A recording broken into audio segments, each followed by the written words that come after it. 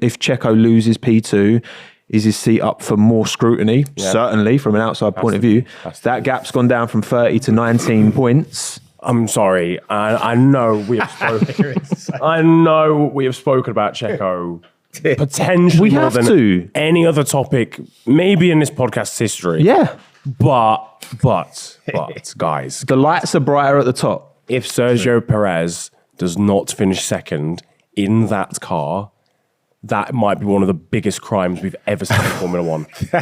This car is crazy. It's not the most dominant car ever, especially driven by Max. And especially considering there's not been a consistent number 2 either. Yeah, so this is what we were saying earlier. It's like, if it was like last season where it was very much sort of Ferrari for the most part of the season were the ones challenging Red Bull and you're not finishing second in the championship even though your car's better, not great, but I understand it, if you're not getting along with the car. There has not been a consistent second best team at all this season. Mercedes has been consistent like third best team. Yeah. Occasionally second. But it's then everyone around them. You've had Aston Martin up there. Alonso was third in the championship for fucking ages. McLaren are now there. Ferrari were nowhere have been there. At the start of the season. Ferrari have been all over the place, bouncing in and out. So to be finishing, it's literally third in a 2-horse race. That's what it is. This is hard. You've been quite kind to Checo, and I get it, right? He's under a lot of pressure. He's a lot of eyeballs. He's in this. Max is making this car. Max in this car is one of the most dominant partnerships since 92 Williams, 2004 Ferrari, 100. 2013 Red Bull, right? And he is nowhere near, and there's the fact there's not a consistent number 2. When Webber didn't finish second in 2013 because Alonso was in a Ferrari, and that was he was consistently up there taking podiums and on. Like this is, it's painful because Checo's this is not going to stop unless he either leaves the team or his performance is significantly improved. This is his 3rd season at that team. Like, Albon got a year and a half. Gasly got half a year. This is going to be 3 full seasons of that team. And right now, this is the biggest gap to Max that it's ever been. 100%. This wasn't a terrible race. He made progress. He still only progressed to 5th, and Max only won by, a second and a half. So it wasn't a dominant Red Bull track in these conditions on Sunday, but come on. Techie. Yeah, I hear you, Tommo. I hear you. On a human level, I get it, but this is Formula One. I hear you. As far as Checo Perez's story is concerned, the narrative there for me isn't necessarily the what's as much as the hows and the whys, right? And I don't know, have you guys ever driven your front wheel drive, right? The car that you drive, front wheel drive. Have you ever jumped in a rear wheel drive car and tried to drive it in anger? Tommo, it's just different, right? The first time you get in there, you're just waiting to stack the car. Like, it's just different because it's new and it doesn't speak to the handling dynamic that you've learned. It's completely different the way it steps out. My uncle's M3 at Knockhill. Bro, E46. He was scared. E46. It was like E92. E46, E92, cheeky entanglements with lampposts both times. I didn't go that far.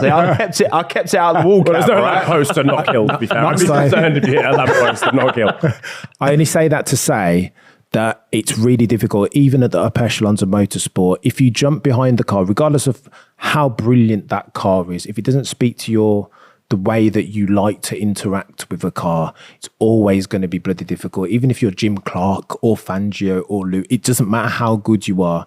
If the handling dynamics of the car don't speak to your driving skill, the way that you like to interact with a car, whether that's understeer as per Checo, then you're never going to gel or mold with that vehicle. Which is similar to what happens with Ricciardo at McLaren. I'm just about to say that same thing, bruv. It's the perfect example because the way Danny loves to be confident on the brakes, didn't get that confidence, unstable on turning at the apex. Danny Rick, all of a sudden, he's a brilliant driver, but he became a schmuck. Your point, get it completely. So what's going to change? Like, he will just continue to be miles off because this Red Bull's not all of a sudden going to be, actually, it's going to be much more suited to Checo's style. Agreed. Like, the reason Checo was fighting at the front and winning races at the start of the year was because Max hadn't got on top of it. He made a breakthrough in Baku, and all of a sudden, he's just steamrolling in Miami. There has to be a degree of something else, though, because at the very least, even then, obviously Sergio was getting results, but he was, still up there.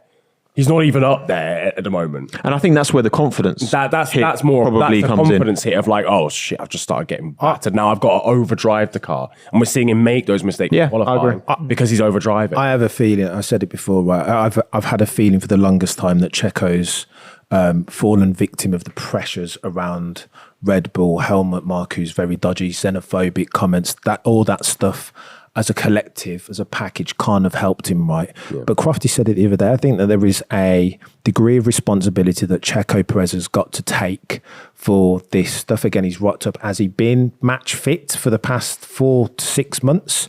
But he's rocked up at Kota and he looks already a lot more match fit and ready to go, right? You can see in his face, he's more drawn and he's lost weight and he's ready to go. He's been in the sim for 3 days. Bloody Max Verstappen, when he finishes the race, he's going to jump straight on the sim. So already, you see, I think there's what I'm not saying, Tommo, is that Checo Perez is going to rock up race 1 of 2024 and demolish Max Verstappen. But it's a theory of relative. It's relative.